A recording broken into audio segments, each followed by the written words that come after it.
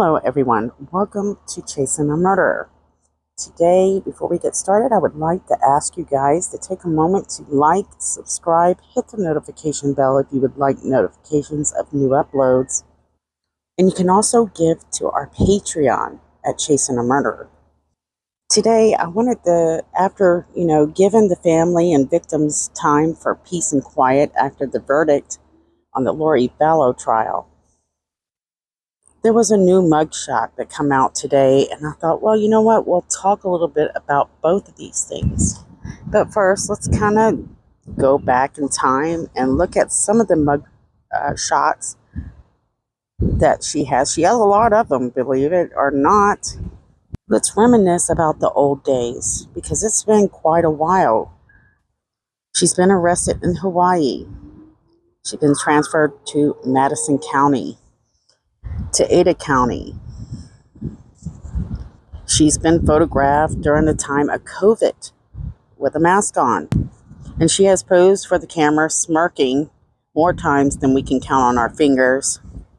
And this is something you can tell, this is a tactic she's always used to kind of, make people feel as if you want to be on her team. It's an old 1980s mean girl tactic, a manipulator's game. And let's not forget, you have the face where she believes everyone in this world is completely wrong. She is the only one that is right. Finally, here you go. Lori.mental, she's tried to get to the mental hospital, I think, to get her hair done. Because she is concerned about these photos, these mug shots, for some reason. Each time she has one, you can see where she has put on makeup. She's changed her hairstyle. She's even curled her hair in jail. And a lot of people, they just don't understand her train of thought. Her kids are no longer on this earth. Her husband is gone. She's responsible for the death of Tammy Daybell. And after sitting through this very long trial with all this evidence and texts and love stories and silly ideas, you would have thought that she would have been embarrassed, but it doesn't appear that's the case.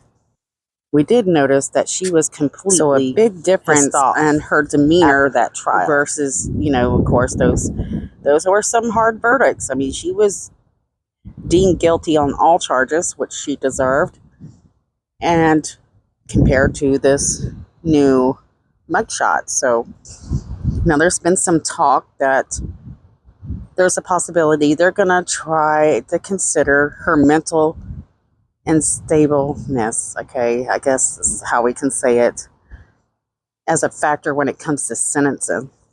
Now, I knew when her attorney started at the very beginning mentioning her mental state multiple times before trial even started and throughout trial, that this was going to be a tactic they would go through. And most likely, the people that are still talking to her would help set that up by, using the recordings in jail. I expected that. I mean, she has nothing left but loopholes. And for most of us, we realize even if she does believe that Jesus is coming back, that doesn't mean that she doesn't know what she did was against the law and was wrong. The woman is hateful and always has been hateful. One of the things that can actually support this idea is where after Charles Vallow is shot, she tells the investigator, and this isn't word for word because I don't have those notes in front of me, I've been miserable for 10 years. That was pretty much her entire marriage minus 2 years. So why did she stay married to a man that she didn't love for 10 years? Most likely it was the financial support. She didn't deem Charles a zombie then. He was still Charles, and she still didn't like him then. So it goes to show you that she's just a straight up manipulator. One of the most impactful things for me was listening to the jail call to her sister Summer and how she can try to flip it to make it seem like she was the victim here and everyone else were the bullies. Her daughter was dead, dismembered. Her son buried by a pond. And her response to her sister was, I took care of Tylee. I had to sit at the hospital. Nobody see me cry. Nobody knows what I've been through. And let me tell you, what Lori's been through is nothing. She was just a mother like everyone else, having to take her kids to school. She wasn't homeless. They weren't sick, living in a hospital. The parents were alive and healthy. Lori was healthy. Charles was healthy. Charles' business was doing good. Lori had a bad spending habit. So what could Lori have possibly been through?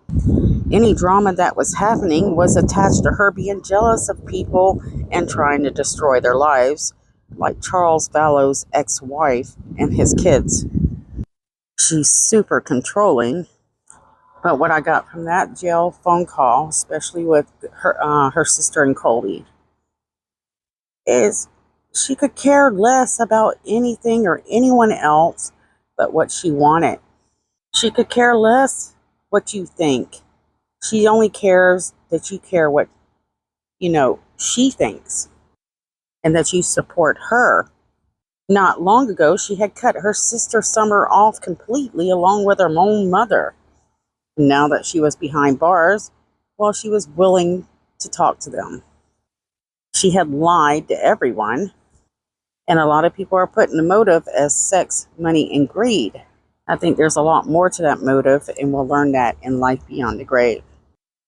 Now, we've seen her stand there fuming as she heard each verdict come across guilty, guilty, guilty, guilty, guilty, guilty.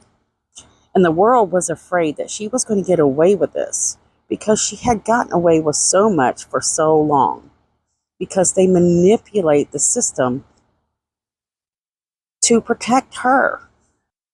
And they're still afraid, even after this verdict. You hear the news talking about there's a possibility that there might be a lighter sentence. They're going to consider her mental status. In the state of Idaho, you cannot get off for your crimes because of mental states. But it looks like the judge can consider it himself and work that loophole to her advantage. Do you think, this is going to happen? Share your thoughts below. In my opinion, and respectfully, I think the reason why Lori's in this situation in the first place is her family's been way too supportive of her bad doings. They don't believe in having to accept your consequences, be wrong, or feel sorry. You blame someone and you don't take the responsibility of the blame. Lori has done this her entire life with every husband that she's ever been with, and she's been backed each and every time. So is this what's going to happen now now that, she's gotten, guilty on all these charges? What's the next step for Lori? Her mother loves her so much that she didn't realize that the damage that she was causing trying to be the best mother on earth.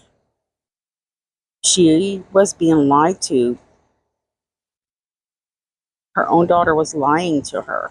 And Lori knew that she can manipulate her family, and she did it often. So I'm not certain about most of Lori's family members if they're talking to her on a regular basis, except for her mother. Lori's uncle said on an interview that Janice calls Lori at least once a week, and that Lori is still delusional. And I would love to hear why they say this. What is Lori saying? Because before, she wasn't saying a word. Always said, I can't talk about it.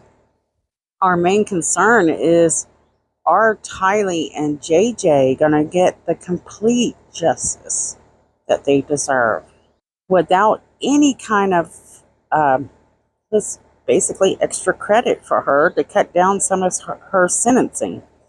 They've already taken the death penalty off the table. That's more than enough. If anyone ever deserved the death penalty, it would have been this woman. So share your thoughts below, guys. And I'm going to go ahead and cut it off here. I would love to know what you guys think. Love you guys, and I'll see you guys soon.